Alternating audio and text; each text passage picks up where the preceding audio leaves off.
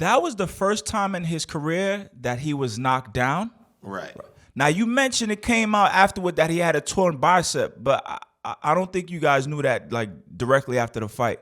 No. So what were the sentiments in the locker room? Because I know I was watching the fight with a few people that are big fans of Edgar, and the room seemed to be somewhat deflated because of what was deemed a lackluster performance. Max Kellerman was very critical of Edgar Berlanga. Right. What was that locker room like? Well, I don't worry about what critics say because they don't come to the gym and they don't train with us. Mm-hmm. They don't know what somebody might be going through. They don't know any of it. Mm-hmm.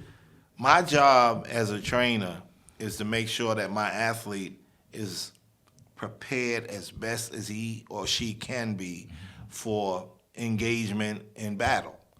So when we were done with the fight, we went back to the locker room and he said to me, he said, "Uncle, I'm so sorry." I said, "What's the matter?" He said, "I let you down." And that right there, that sort of like was like a spear that went through my chest. I said, "You didn't let me down. You won the fight. You got a belt." I said, "You're learning.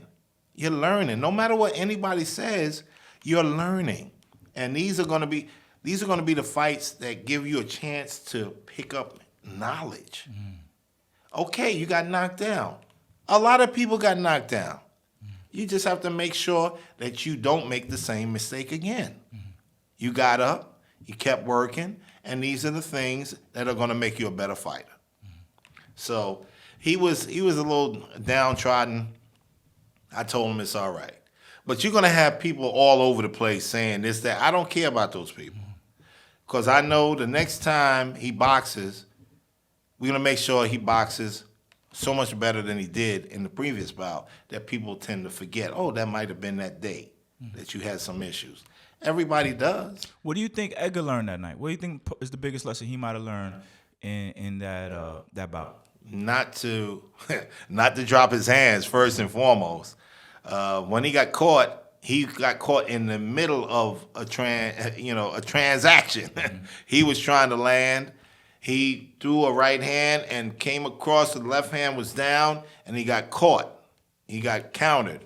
So you can't throw it all away at one point in time. You got to make sure that defense is corresponding to offense.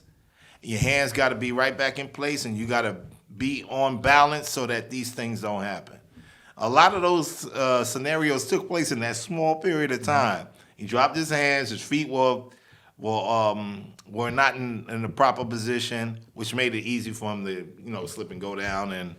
And those are things that he's going to learn from. Edgar is 18-0 right now. 16 first-round knockouts. Right. He had an amazing streak. I think it was 16 consecutive first-round knockouts. I heard somebody I respect say this. They wonder if Edgar fell in love with his power and then started neglecting his real boxing skills. Well, I could honestly say that is one of the curses of the big punchers. We've dealt with it. I've had some of the biggest punchers in the game: Joe Green, Curtis Stevens, Brian Mongo. Big punchers, guys that hit you with one shot in a sleepy time. They can fall in love with that because it's like in your mind, no matter how bad this fight is getting, I got that one hit or quitter, and I can get you out of there. So it's a blessing and a curse at the same time. So with that being said, you have to teach them that it's not about the power. It's about your capability, controlling the environment. The ring is your environment. You must control that every minute that you are in there working. So if you hit somebody with a shot and you don't get them out of there, it's not a reason to fall apart. Just get back to work and keep cutting down the tree.